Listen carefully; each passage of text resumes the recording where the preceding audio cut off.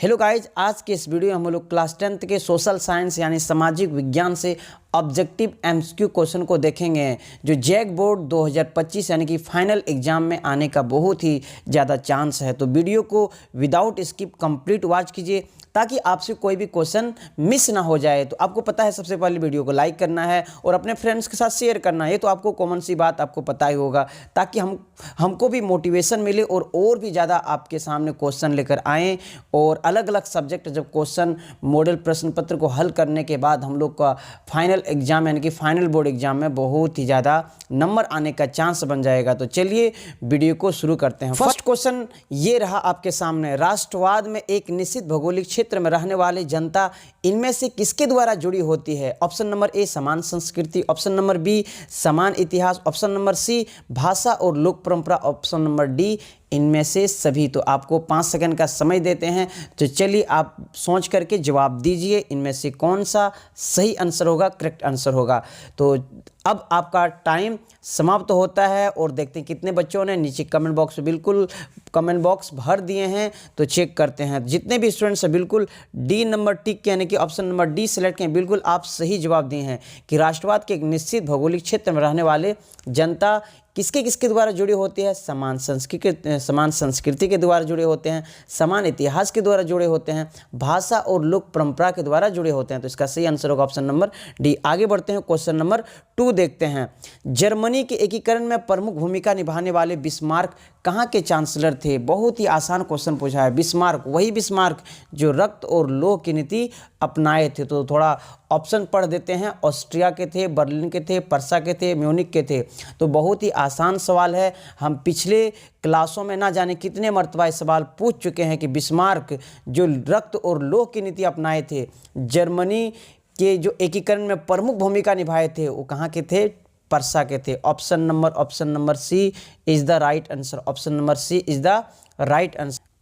सरदार वल्लभ भाई पटेल ने किस किसान आंदोलन का नेतृत्व किया था? खेड़ा आंदोलन, बारदोली आंदोलन, चंपारण आंदोलन, व्यक्तिगत सत्याग्रह आंदोलन। बिल्कुल आसान सा सवाल है। हम लोग को पता है कि खेड़ा आंदोलन गांधी जी ने किए थे, चंपारण आंदोलन गांधी जी ने किए, तो बचा क्या? बारदोली आंदोलन। ये हमारे गुजरात में हुए थे, किसान आंदोलन था। तो option number B is the right answer. Option number B is the right answer. Okay, आगे बढ़ते हैं, क्वेश्चन नंबर 4 देखिए। साइमन कमीशन भारत क्यों आया था? जो साइमन कमीशन भारत आए थे, क्या कारण था जो आए थे?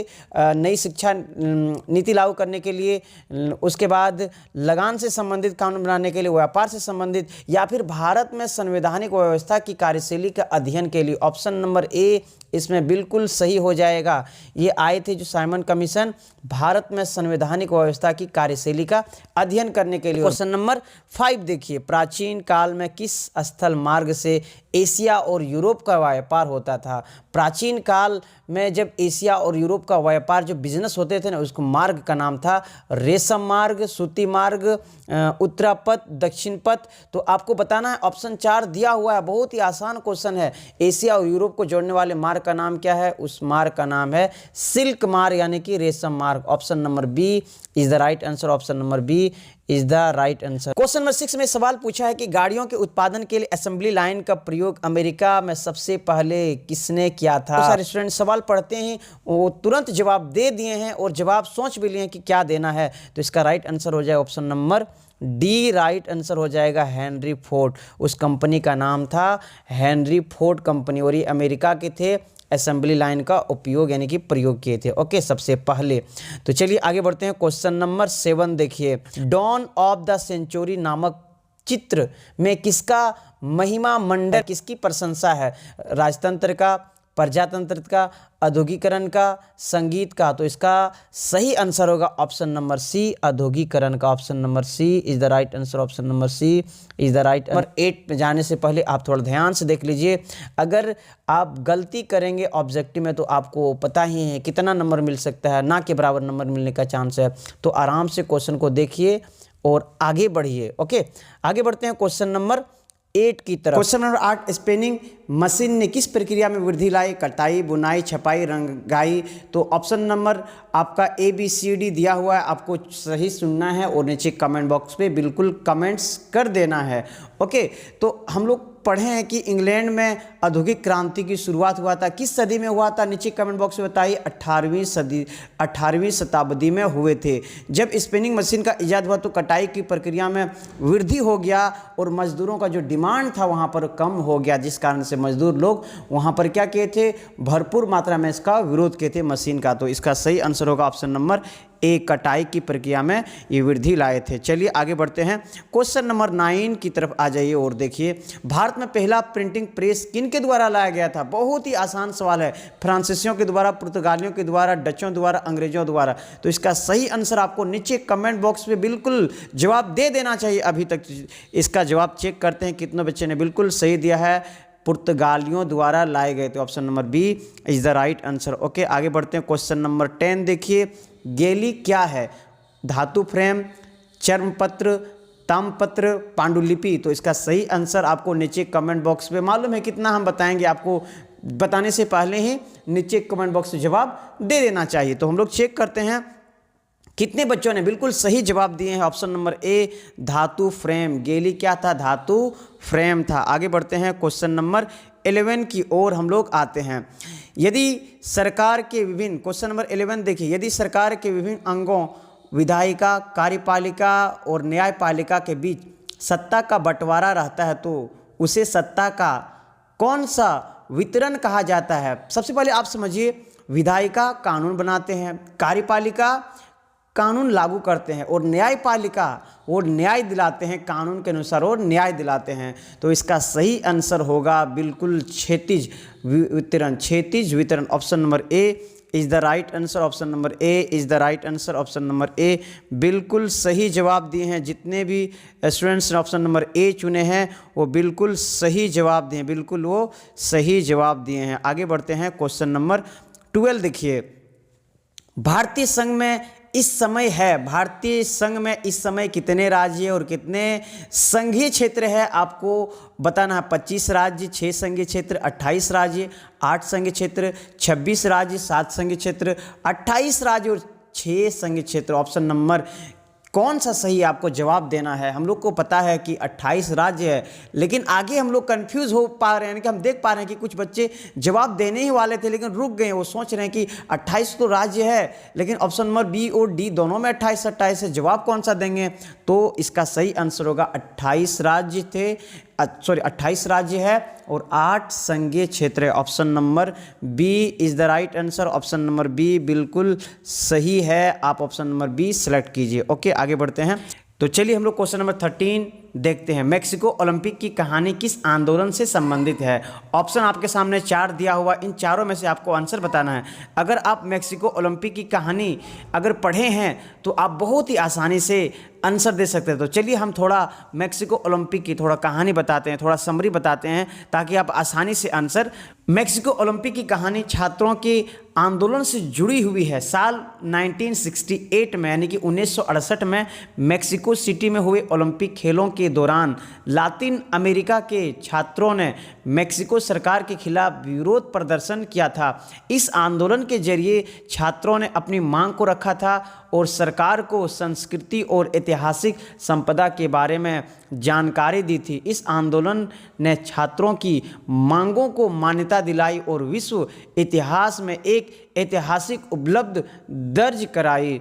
आई होप कि आप बहुत ही आसानी से अब इस सवाल का जवाब दे सकते हो। तो चलिए हम लोग अब क्वेश्चन में जाते हैं। तो आपके सामने 4 ऑप्शन है: अश्वेत शक्ति आंदोलन, नारीवादी आंदोलन, नागरिक अधिकार आंदोलन, नस्ल भेद। Option number C is the right answer. Option number C is the right answer. आगे बढ़ते हैं। 14 देखिए, संविधान के किस अनुच्छेद द्वारा अस्पृश्यता को समाप्त कर दिया गया, यानी कि अनटचेबिलिटी को समाप्त कर, किस अनुच्छेद में समाप्त कर दिया अनटचेबिलिटी को? तो इसका सही आंसर होगा ऑप्शन नंबर डी।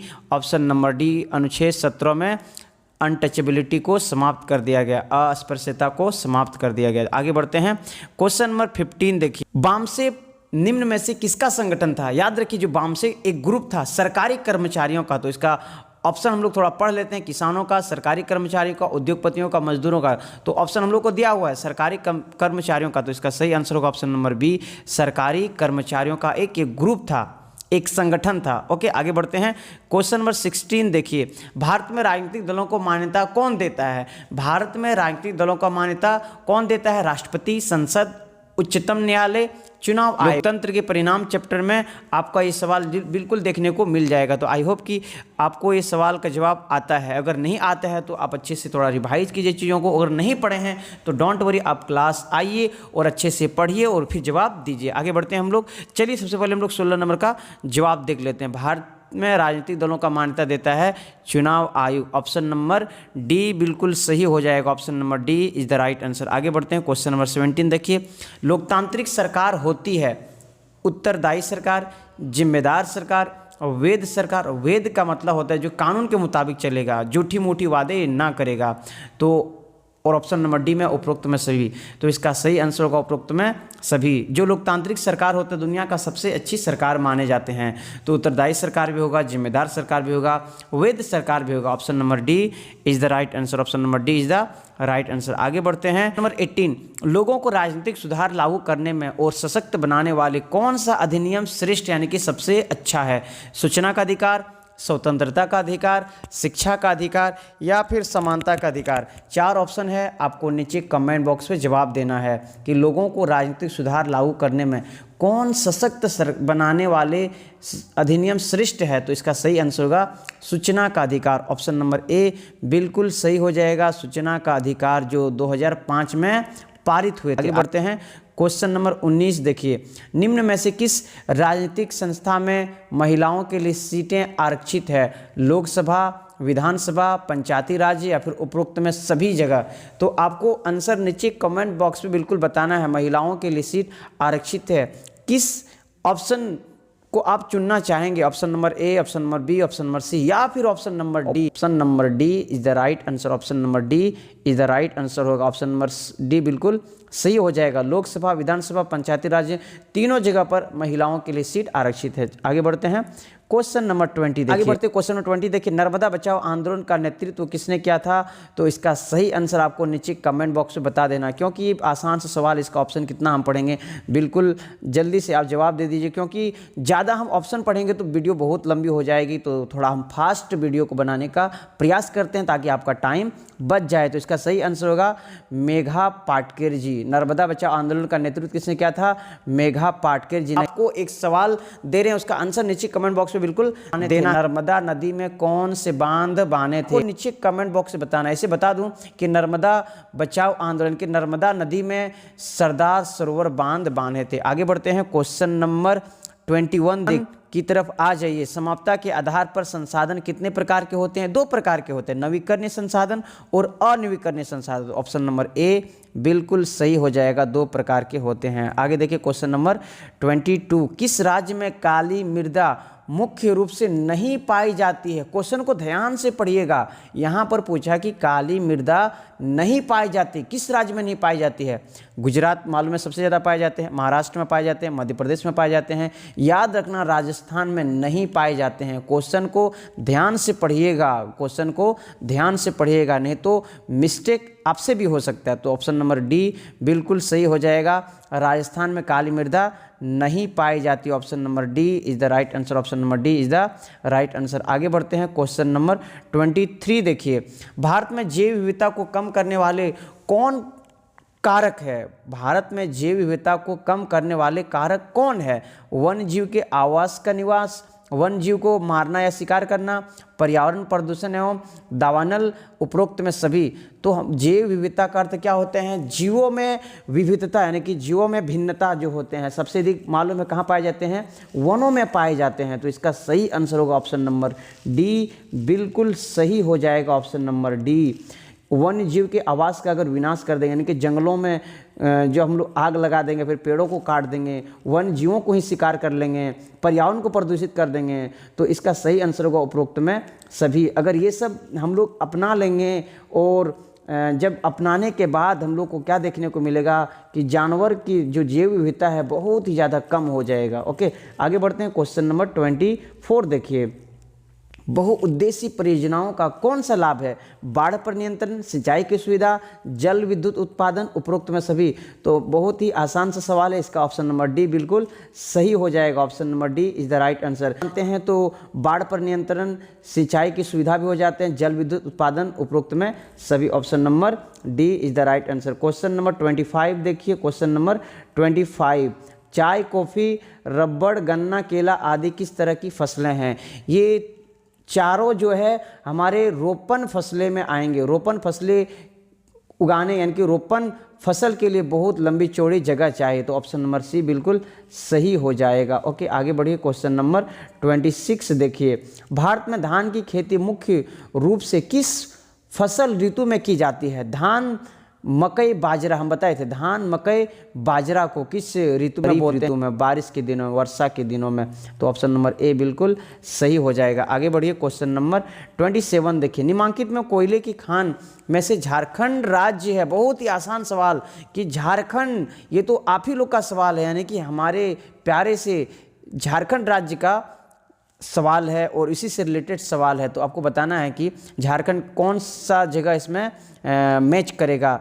तलचर है, बोकारो है, सिंगरेनी है, रानीगंज है। तो इसका सही answer option number B Bokaro. I hope कि सभी बच्चे को ये आंसर पता होगा। सभी बच्चे को बोकारो एक जिला है जो हमारे झारखंड राज्य में स्थित है। आगे बढ़ते हैं।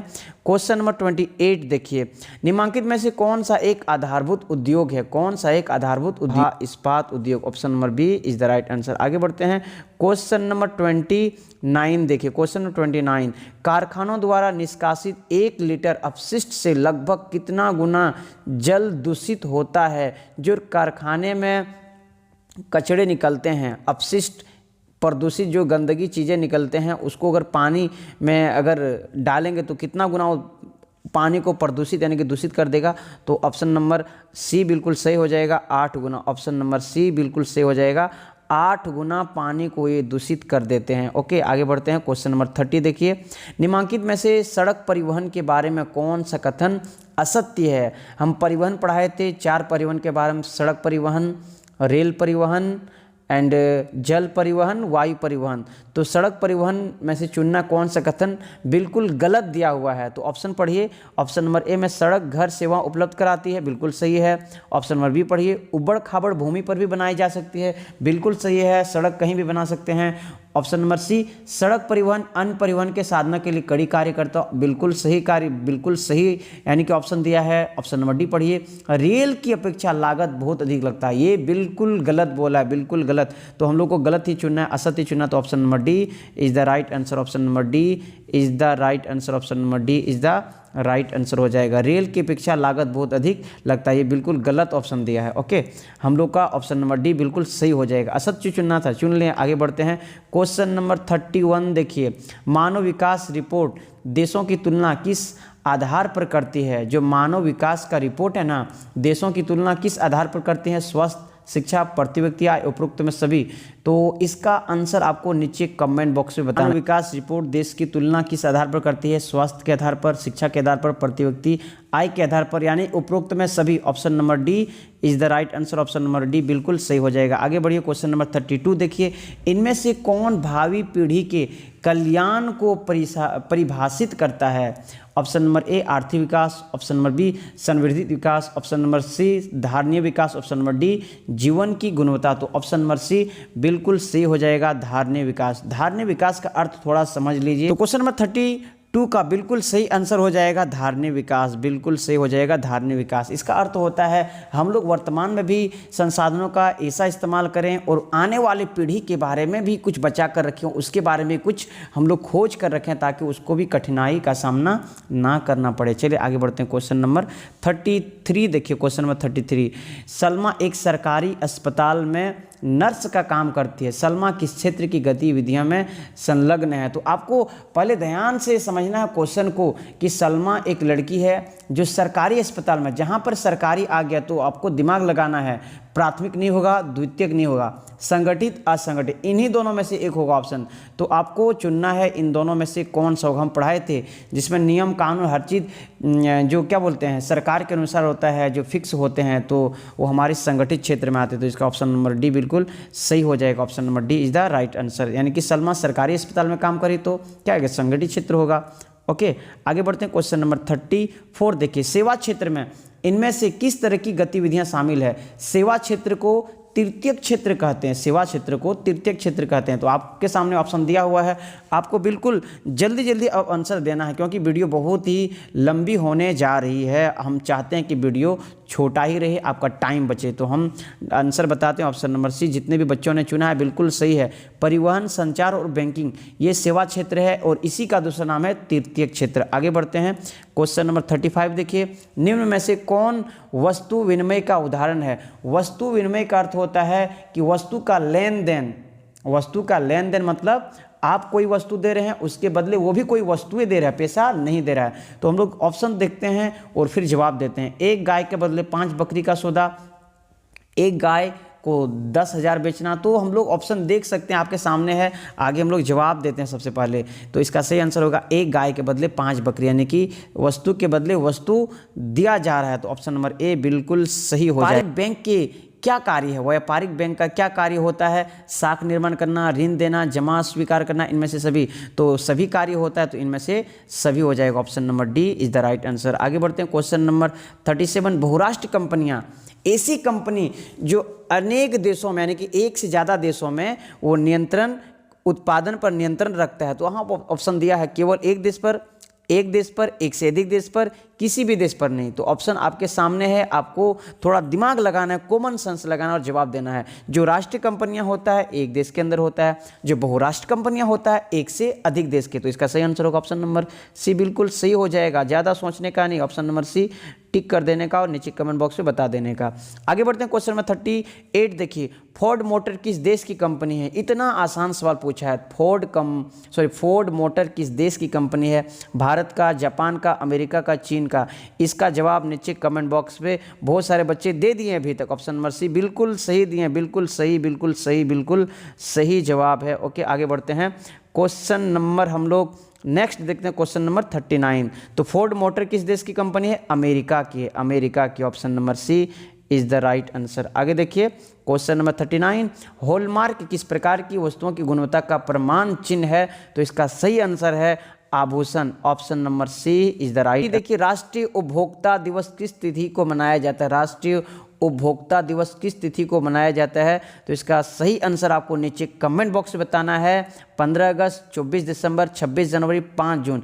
तो इसका सही आंसर देखते हैं कितने बच्चों ने बिल्कुल सही से चुने हैं और ईमानदारी से पढ़ाई कर रहे हैं। इसका 24 दिसंबर बिल्कुल सही हो जाएगा। एक सवाल हम देते हैं इसी से रिलेटेड, विश्व उपभोक्ता दिवस कब मनाए जाते हैं। आपको नीचे कमेंट बॉक्स में बताना है विश्व उपभोक्ता दिवस कब मनाए जाते हैं। देखते हैं कितने बच्चे ने बिल्कुल मन लगा के और चीज़ों को समझ करके पढ़ रहे हैं, रट्टा रट्टी नहीं कर रहे हैं, यानी कि रटने का काम नहीं कर रहे हैं, समझ कर पढ़ने का काम कर रहे हैं। तो याद रखिए, विश्व उपभोक्ता दिवस 15 मार्च को मनाए जाते हैं। 15 मार्च को विश्व उपभोक्ता दिवस 15 मार्च को। लेकिन जब पूछेगा सवाल राष्ट्रीय उपभोक्ता दिवस कब मनाए जाते हैं, तब 24 दिसंबर हो जाएगा। इसमें मिस्टेक नहीं कीजिएगा, कंफ्यूज नहीं होने। आई होप कि वीडियो पसंद आई होगी तो इस वीडियो को लाइक कीजिए, अपने दोस्तों के साथ शेयर कीजिए।